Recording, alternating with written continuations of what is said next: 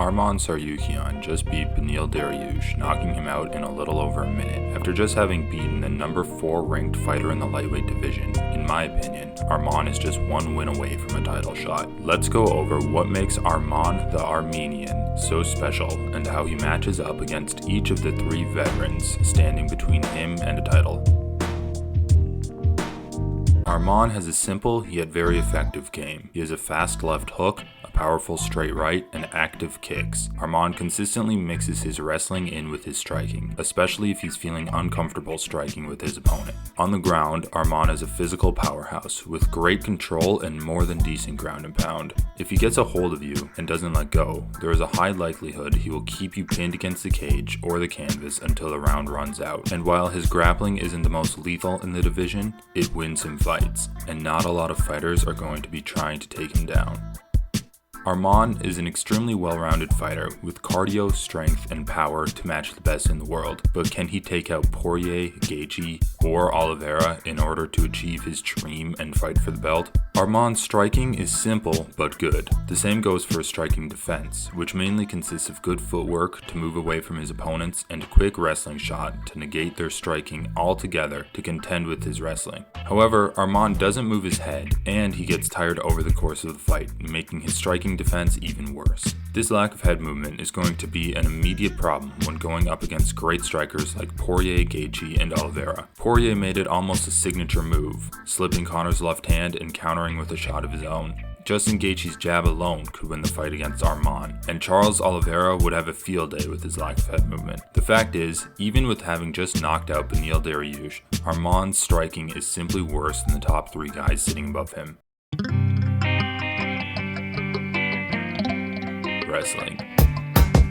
Arman's wrestling ranges from good to great, depending on the opponent. He's not afraid to take down grappling specialists such as Islam Makhachev and Mateusz Gamrot, so it is highly likely he will be shooting for takedowns against all 3 of the guys above him. While Charles Oliveira is sometimes content to lay on his back when he gets taken down and worked from guard, lately he has been more focused on getting up, using leg attacks from guard to create opportunities to get back to his feet. Ultimately, none of these guys are going to want to grapple with Arman for an extended period of time. It's a great way to tire out and lose rounds. I do think that at some point in the fight, against all 3, Arman will find a way to get them down. He's just too strong, relentless, and skilled to not get the takedown. So the question is, who will be able to get back to their feet? Dustin Poirier has a frustrating tendency of allowing himself to accept bottom position way too much, and while not getting dominated on the ground, I can see him losing the fight to Arman due to being controlled for 3 out of the 5 rounds. Justin Gaethje is pretty stellar takedown defense and doesn't make defensive grappling mistakes like jumping for guillotines. He also has the advantage of having great footwork, which is his first form of defense against grappling specialists. However, once taken down, Justin Gaethje has absolutely 0 submission defense, but he's lucky because Arman doesn't know any submissions. I can see Gaethje defending takedowns by using his lateral footwork to minimize Arman's shots and defending Arman's grappling against the cage until he breaks out of the clinch and they go back to striking.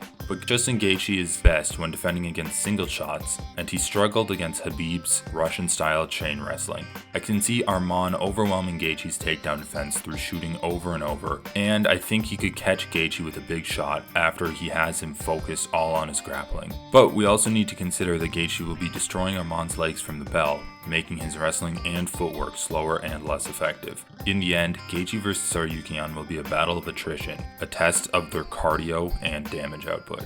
Oliveira has the best ground game by far out of the 3 that Arman will have to go up against. Arman will inevitably wind up on top of Charles, either after dropping him or simply taking him down, as Charles has 0 takedown defense. As heavy on top as Tsarukyan is, he does have a tendency to get reversed, and I don't think Charles Oliveira will be too troubled by Arman in his guard. He'd be attacking submissions, upwards, elbows, and sweeps at will. Arman would be smart to not be in Oliveira's guard in the middle of the cage, and instead look to crowd him up against the fence, similar to what Chandler and Islam did to Oliveira. That way, he can break Charles's posture and not give him the space to go for sweeps or submission attacks. Even in the clinch, I can see Arman having good success against Charles by controlling him and sneaking in a strike every now and then. However, Oliveira is dangerous even in the clinch. His BJJ is more than enough to negate Arman's wrestling, and he is just too dangerous for Arman to fight comfortably on the feet. There is a path to victory for Arman, however, it is extremely narrow and treacherous. I am slightly confident that Poirier will beat Arman through anti-grappling and clean boxing. I am moderately confident that Gaethje will beat him, jabbing his face off, beating down his legs, and sprawling on takedowns. And I am moderately confident that Charles Oliveira will beat him, landing clean hooks, leg kicks, straight rights, and throwing up submissions to force Arman to withdraw from his wrestling attacks. So, who do I think Arman Tsarukyan should fight next? Who is the perfect opponent to be a stepping stone towards the title? I think he should fight Michael Chandler. That would be sweet.